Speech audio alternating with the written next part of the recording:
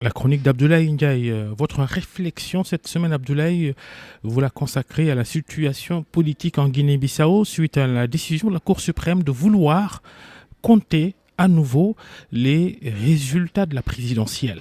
Rien en effet de ce qui est bissau-guinéen ne saurait nous laisser indifférents. Cela pour le voisinage immédiat que nous partageons, pour la place que certaines de ces autorités ont souvent occupée dans la recherche d'une paix définitive dans notre région sud. Et c'est pour toutes ces raisons, aux côtés d'autres, que nous pensions que ce pays frère était désormais sorti d'une longue période d'élections et de gouvernements à secousses dont il nous avait habitués. Mais c'est oublier que cette situation continue de tenir d'un parti historique dominant qui imprime sa marque aux évolutions politiques en exerçant le pouvoir par factions interposées.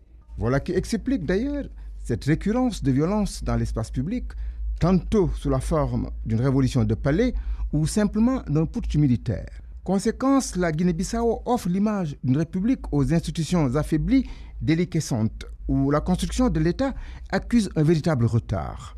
Une réalité qui plonge aujourd'hui les populations dans une lassitude devant cette instabilité politique qui continue de caractériser leur pays. L'élection présidentielle qui vient de s'y tenir aurait pu marquer l'espoir d'un début de normalisation et aurait pu hisser le pays au niveau des standards de modèles démocratiques qui émergent dans cette partie ouest-africaine. Surtout que, de l'avis d'observateurs internationaux, elle s'est déroulée dans une transparence et une totale liberté.